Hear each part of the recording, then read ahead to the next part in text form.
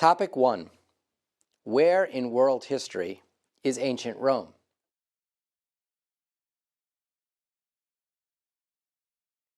Welcome to this course on ancient Roman civilization. Maybe you could call it Ancient Rome 101. How much can we do in 12 sections of 25 minutes each, less than 6 hours? Well, not much, I fear, but as much as we can, I hope.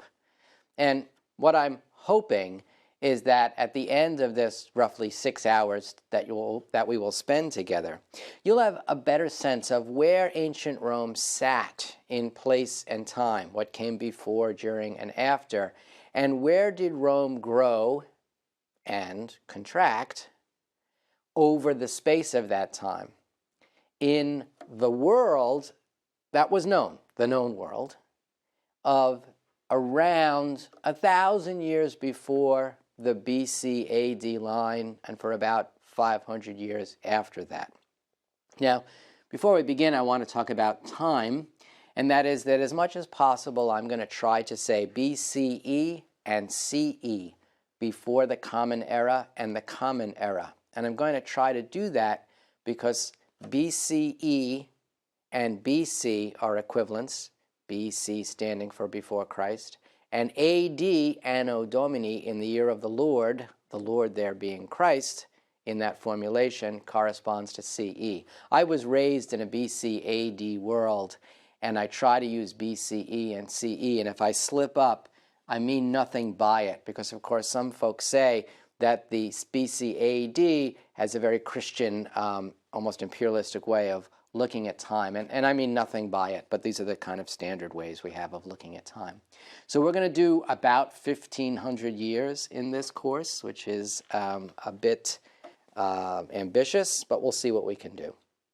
Whenever I teach a course, I ask people to look at the beginning and the end, and to look at the end from the beginning and the beginning at the end. That is, I don't like courses that just run out because time runs out. I want you to ask yourself, where am I right now? When I think of ancient Rome, I think ... What nouns and what verbs and what images come to mind? Maybe snapshots in your mind if you've been to the city of Rome, or if you've traveled throughout Europe, North Africa, even the modern Middle East, you will have seen vestiges of Roman architecture because Rome reached all of those areas. Maybe you've been as high as Hadrian's Wall, the traditional line between Britain and Scotland. Have you seen some movies? Maybe a TV series, read historical fiction? Maybe you've seen Roman sculptures in museums. Maybe you've seen a Renaissance painting about Julius Caesar, an example of one historical period thinking of another historical period. And when you have those nouns and verbs and images in mind, those become your preconceptions. And I would like you to revisit those preconceptions at the end of the course to see that the distance that you've traveled. Now, my goals in this ambitious 6 hours, maybe I should call them modest. Ironically, I'd like you, when you leave, to be historically literate. That is, you know, there are some people who have a line in the sand. I know one person who always asks, you look at a piece of art or read an historical novel, and this person always says, is this before or after Columbus? The line in the sand for my wife is 1492. And so she puts things before or after 1492. So I want you to be able to put things in the major periods of Roman history, which we're going to break down in a few minutes. Know who the major people were, the major ideas. I happen to be an historian of ideas, technically speaking, what's called an intellectual historian.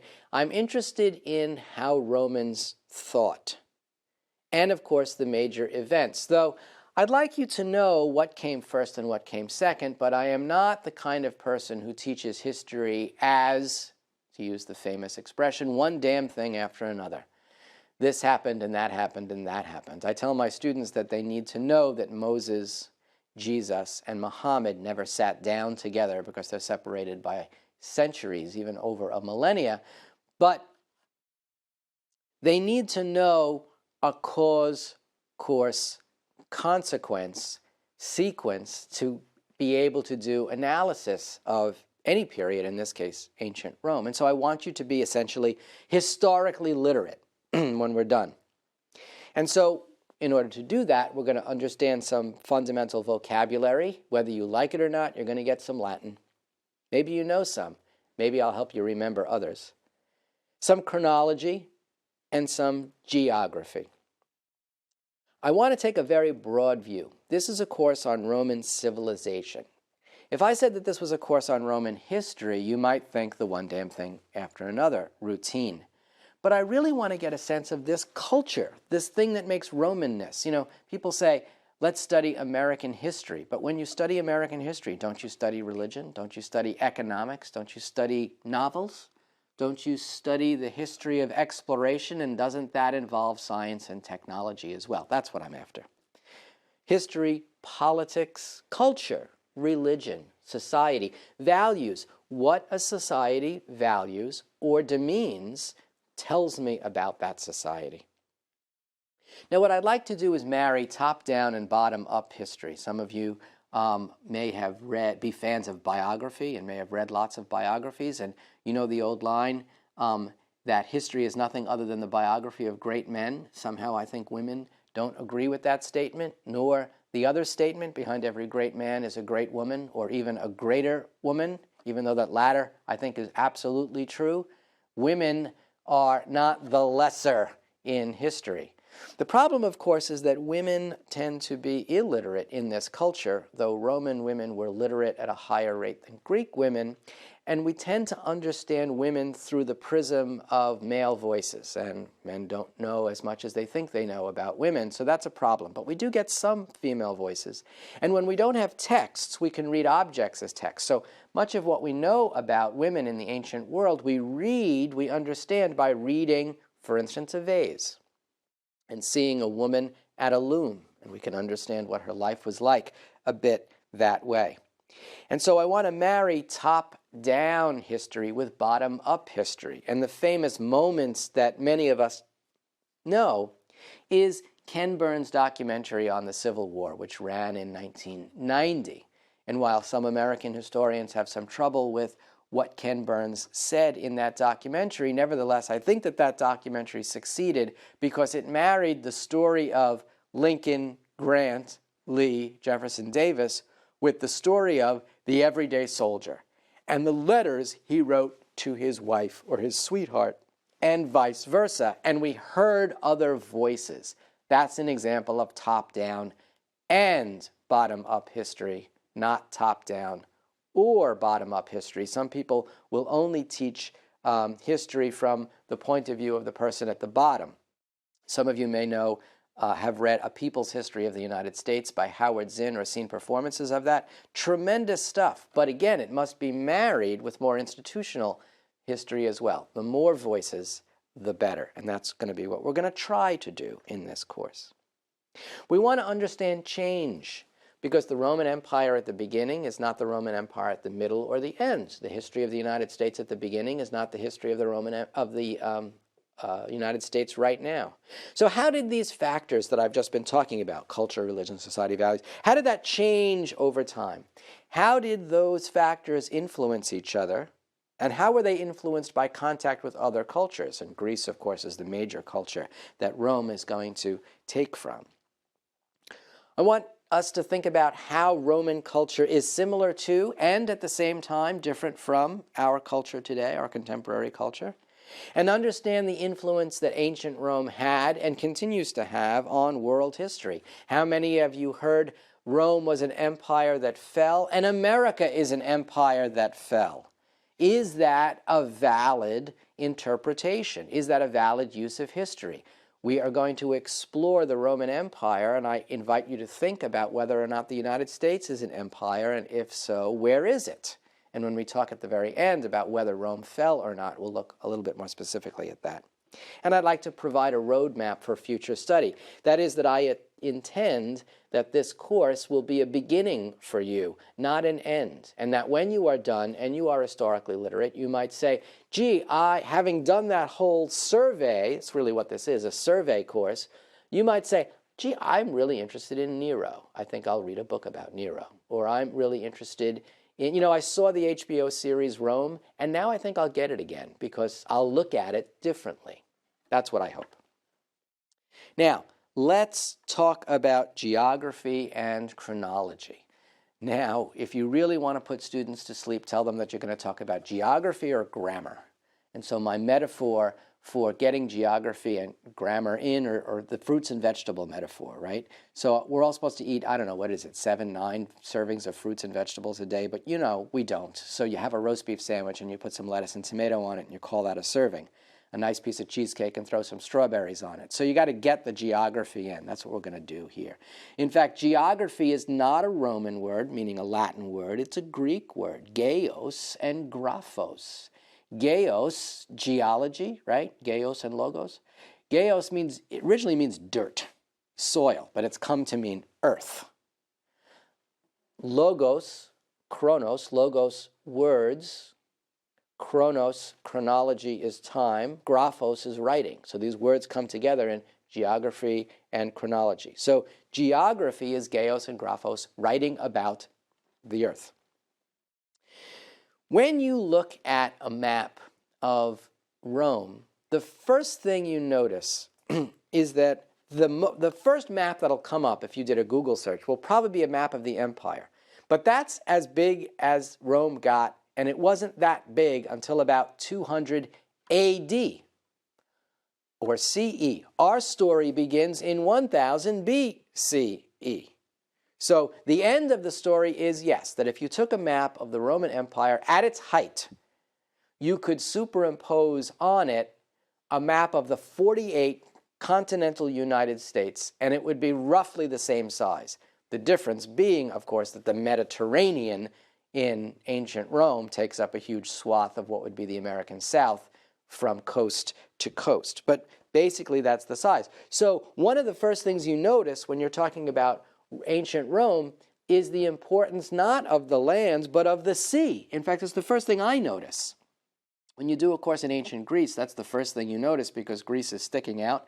And Rome starts in Italy, and isn't Italy a boot, a peninsula that sticks out into the Mediterranean? In fact, it essentially cuts the Mediterranean in half, eastern and west, and Sicily becomes a doorway. If you want to control both halves of the Mediterranean, you've got to control Sicily. And that's why Carthage is going to go to war with Rome. And the first of the 3 Punic Wars, which are fought in a couple of hundred years, as we're going to see, is fought for control of Sicily. Sicily is the doorway or the threshold. The irony is that with all that water, the Romans really never got to be great sailors. The Greeks, with all that water, were great sailors. In fact, the Athenians were great sailors, and the Spartans, who were inland, were never sailors. They were infantrymen. They were soldiers. The Romans got as much technology as they could get from the Greeks and the Carthaginians. You are going to see throughout history that the Romans are not innovators. They don't create things. They tinker.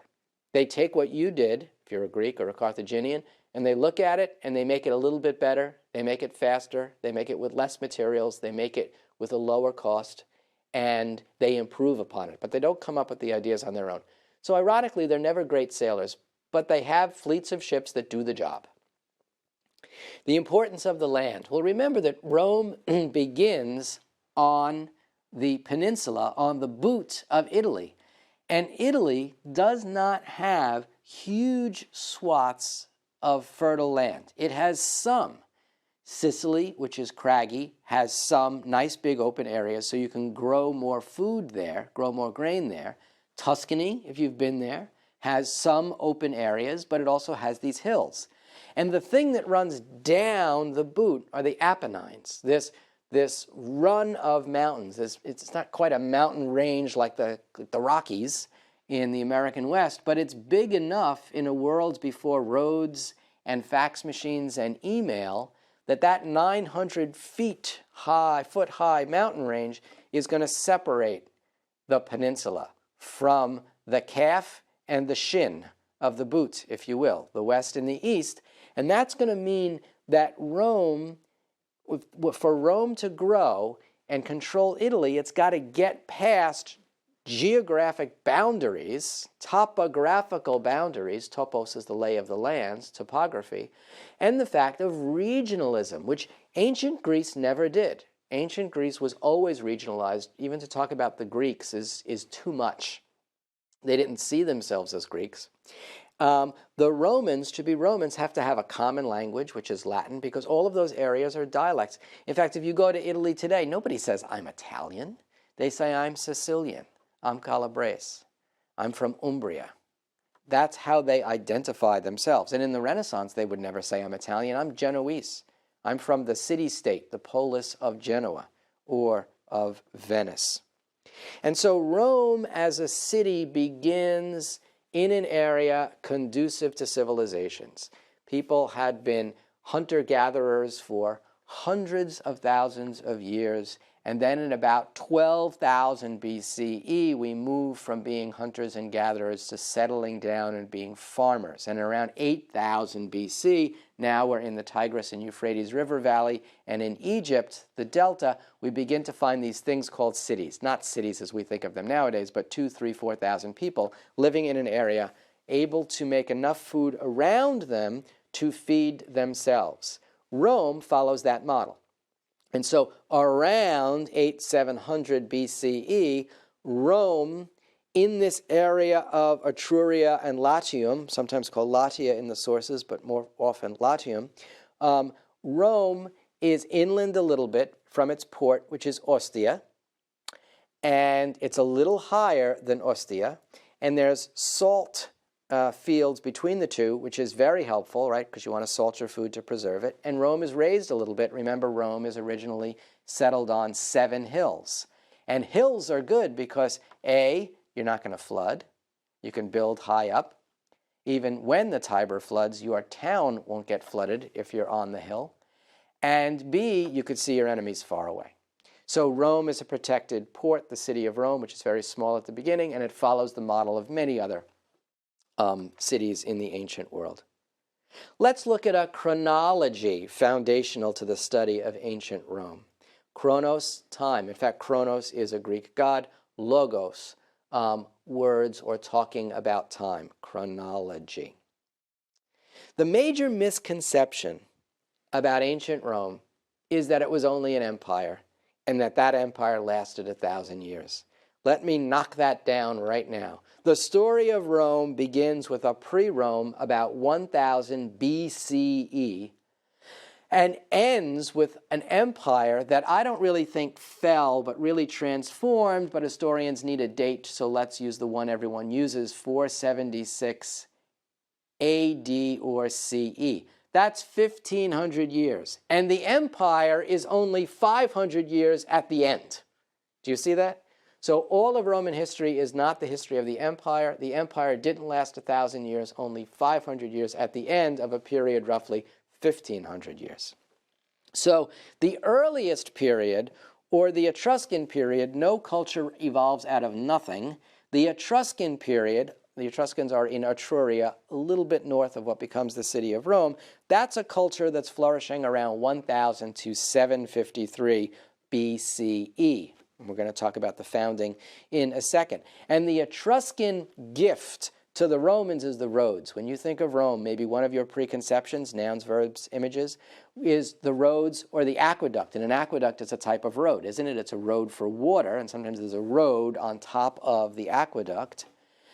The technology for the road, built a certain way so it conforms to the land, so that it drains properly, so that it never floods, and I need the roads to move mail, to move ideas.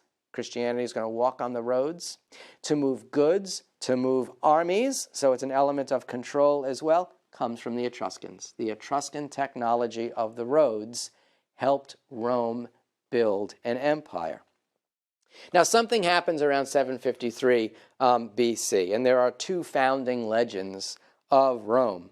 One is a purely Roman version, and that is that Romulus and Remus, and from Romulus we get Roma, the city of Rome, that Romulus and Remus are the bastard children of Mars, who raped a shepherdess, divine and mortal, semi-divine Romulus and Remus. They are twins. They are abandoned on the banks of the Tiber, where they are found by a she-wolf who has just given birth, and so her teats are full of milk for her litter, and she has milk to spare, saving Romulus and Remus, which is probably a metaphor for infanticide. And eventually Romulus kills Remus, which is a story of a civil war, and then he founds a city, according to this story, in 753 BCE. Another version had been floating around but becomes very important around 30 or 20 BCE, and it's by Octavian's notion that he had just fought a civil war against Mark Antony and Cleopatra allied and the assassins who had killed Julius Caesar, and he won a 13-year bloody civil war. So Romulus and Remus is a bloody story. It's not really a great founding story, and if he wants to build an empire, then he needs a cleaner, neater, more glorious story. And he goes back to the Trojans. So he reaches back into Greek history of the Iliad and the Odyssey, but he takes a Trojan notion, and there in fact had been a legend predating this period of time that Aeneas, as the Trojan walls had fallen, Aeneas, a prince of Troy, had been given Priam's sword. Priam was the king. He puts his father on his back, he grabs his son by the hand, and he flees this city falling, and he eventually gets to the banks of the Tiber, where he establishes this city in this second founding story. So the father on the back represents this the piety, pius Aeneus. We're going to talk about pietas a little bit further on in our course, and the youth, the rebuilding of his son, and the honor that he shows, and he lands on the banks of the Tiber. That's a pretty long road to walk with your father on your back, and it's even worse if you go to the legend that says he took a detour without GPS and ended up in Britain. That's a longer trip, so there's another version that Aeneas is there. And Virgil writes that story of the Aeneid, story, the epic of Aeneas, around 20 BCE. So that's the first period. And then we have a monarchy for about 250 years, from 753 to 509 BCE, where you have 7 kings. Romulus is the first, Tarquin the Proud is the last. And then a republic for 500 years, from 509 to 44 or 31 BCE. 44 when Julius Caesar is assassinated, 31 when Octavian has beat everyone else. And of course the story of the Republic is the growing role of the Senate and the growing role of the plebeians, if you will, the blue-collar middle-class people getting power from the patricians and sharing power. And we'll talk about all those details as we move forward. And then finally there's your empire, which according to however you want to count, begins in 44 or 31 and goes to 476. And the story of the empire is linked with Christianity's early centuries, which appears in 30 AD, which is tolerated in 313 and made the official and only religion in 381. The empire is so big it's going to be split around 300, and then those barbarians, and we'll talk about what that means, in the 300s and the 400s. So now we can look more closely.